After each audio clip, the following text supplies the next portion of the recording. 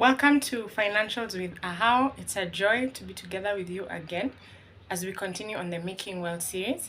And today we begin a new conversation where we talk about monetizing our skills, our talents. What are we doing extra to make good use of what God gifted us with from birth? And we know it very clearly from scripture that the gifts that God gives are irrevocable. So it means that each of us have a gift, whether we choose to use it or not, whether we choose to put it into practice, whether we choose to learn more about it and grow in it, it's really up to us. But we each have a skill or a talent that God gifted us with that we can use. And we know that also stems from the first thing that life in itself is a gift. So what we choose to do with our lives is a gift unto God. And that bears down into what we do with what He puts in our hands. So let's go right into it. When you think about your skills, when you think about your talents, many of us tend to do them because it's something you enjoy, because it's something that comes to you with ease. And this is good. I have a friend who always encourages me, let's keep one thing that you enjoy doing out of the money. Like, just do it because you're doing it, and it's not because you're going to make an income out of it.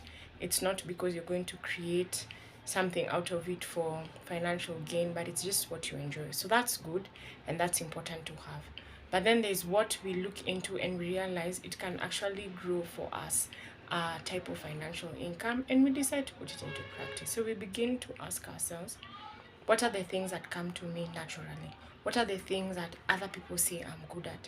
What are the things that I've done over time? I've mastered it, that I am actually able to transfer it as a skill to someone else, and from there I can monetize it. And we look at today the growth of even the creative space. Before, it was unheard of that someone who was an excellent comedian could make money just from making people laugh. But today we have seen that that is the norm. You know, someone who was very good at writing could just do small quotes and out of that make an income. That is now the norm. Someone who's good at dancing, they can just use that, create a dance studio. Someone who's good at things like games. Recently, I was attending the Footy Under 40 Africa, and I actually saw a business awarded in the sports sector for chess. And it's just amazing to see how the skills, the talents we have can grow and become things that create an income for us. And we don't have to really think so long about it, especially now when we look at the statistics globally.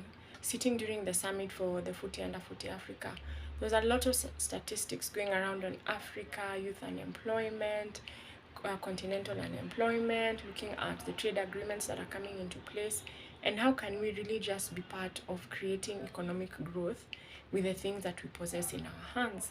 And that's a challenge I would place to us today. Can we do a stock take? Can we ask ourselves, what are the things I have even forgotten to do, yet whenever I do them, everybody says, well done. For some of us, it could be as simple as braiding hair. For others, it could be as difficult as fixing a car, yet you do it with so much ease, and it's something you barely studied for. No, some of us, it could be cooking. Some of us, it could be sitting down and listening to others share. Some of us, it could be hosting. Some of us, it could even be just walking alongside with people and creating activities that are so much fun, that out of it you're able to make an income. And that's a thought process I'd like us to encourage to go into, really delve into it, create, think, ideate, try it, fail at it, and try again until you find what works. I know you've heard this 1,000 times. Thomas Edison, 1,000 attempts of creating light, but he didn't say he failed 1,000 times. He said that he learned 1,000 ways not to create light. And that is the same thing we can do when we choose to go out there and venture into our gifts, into our skills, into our talents, and put them into good use to create an income for us and for generations to come. I'd encourage us to really make that a practice sometime soon, to just sit down and look at what you have in your hands and what you can do with it, and begin to take action with it. Thank you so much for listening. Looking forward to the next conversation. It's a how.